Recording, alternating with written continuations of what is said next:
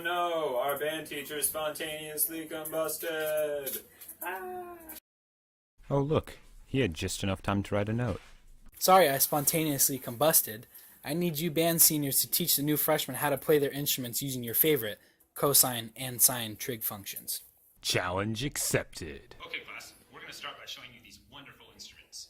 Up first, we have the mayonnaise, followed by Mr. Beat, the Rubik's Square, the Donald, the golden clarinet, and a small child. We're going to start with the Donald. This musical instrument is played by vibrating your lips and then shoving it on the mouthpiece. Okay, so this is the difference between a sine graph and a cosine graph in their default states. They both start out with an amplitude of 1. A sine graph starts out like this.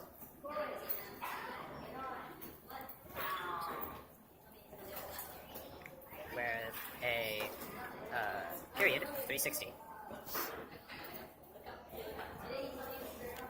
And a cosine graph starts out here at the maximum amplitude, and it goes down, then up, then down again. These equations can also be written as shown in the top right.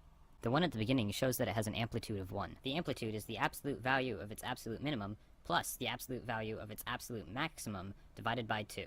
The one next to the x shows how much faster or slower it repeats itself. We call this the period. The one next to the x shows that it is repeating at a 1 times standard speed, being, of course, 360 degrees. If it had been a 2 instead of a 1, its speed would have doubled, thusly halving the amount of time required for it to repeat, and halving the period.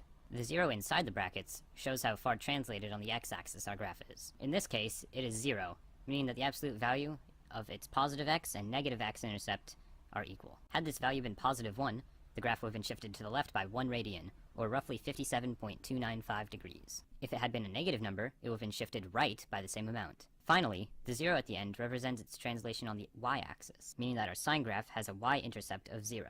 Our cosine graph's y-intercept is equal to its amplitude plus this value, meaning that it has a y-intercept of 1 because its amplitude is 1.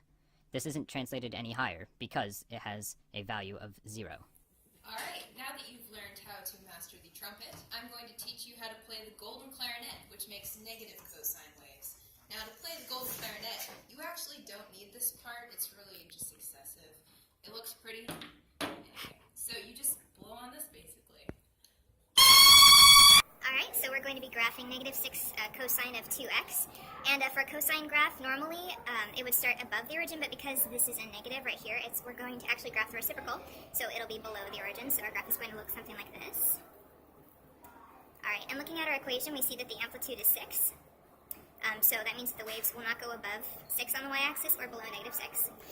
And here we have a 2, which is going to affect our period. So to find the period, we're going to take 360, which would be the normal period of a standard graph, and divide it by 2, which would be 180 degrees.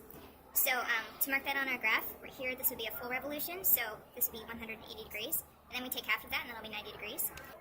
We'll have negative 90 degrees and negative 180 degrees. And then at the bottom, we're going to go ahead and put that the period is 180 degrees, and the amplitude is the absolute value of negative 6, which would be 6. And there you go. That was some beautiful beauty from the golden clarinet. Now, I'm going to show you my favorite, the Rubik's Square.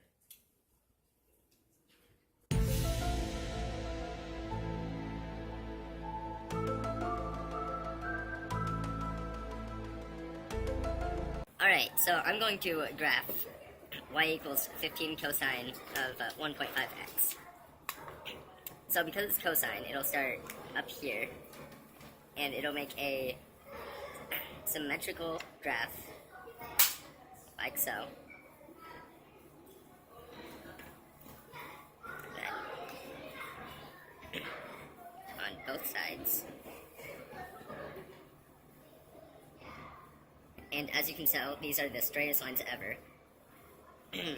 So, it never goes above or below the absolute value of 15, which is down here. It would be negative 15. That's perfect 15. And then it never goes above 15. And then, because of this, the 1.5x the period would change from 360 to 240 degrees, where it is up here, or marking it on the x-axis, it would be right here. And then negative 240 over here. And then half of this would be 120. And yeah, the amplitude, because it is 15, would just be 15, and then the period is the same as this, 240. And now, I'll teach you the small child. The best instrument to play, but the hardest to master. If you take a stick and you poke it just right, it screams and runs away.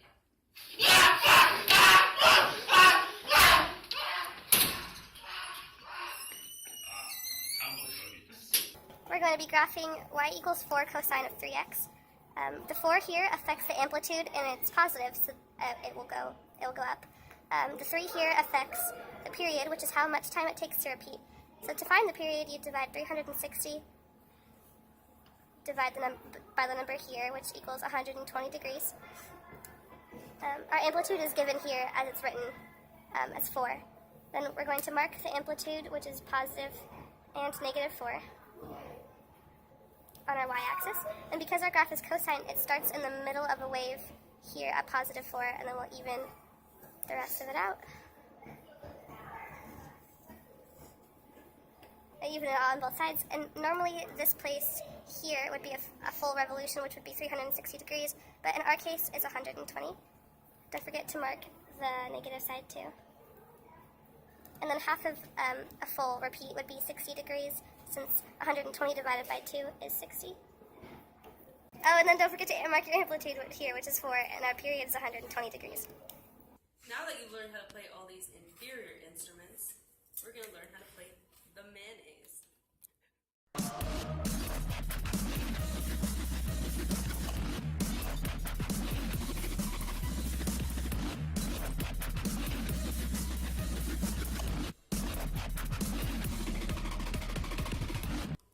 Now, that's for beginners, but if you really want to know how to play like a pro,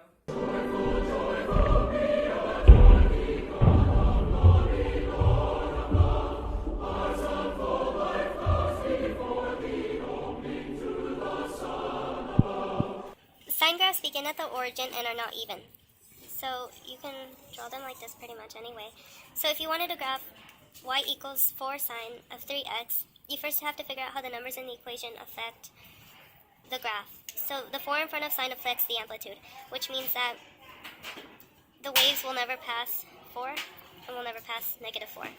From there, the 3 beside the x affects the period of the graph. The period is how much time passes until the graph repeats.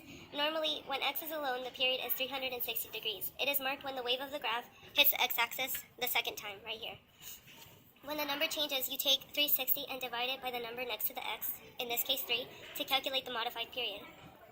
When you divide 360 by 3, you get 120.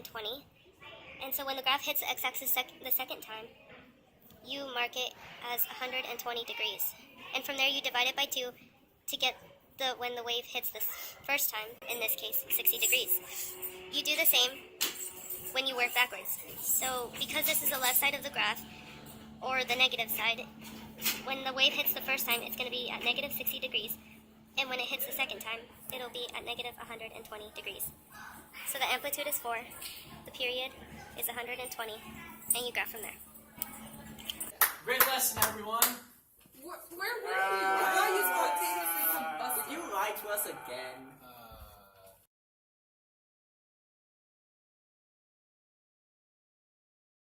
I will teach you the small child. The hardest instrument to master, but the best to play. If you poke it with a stick just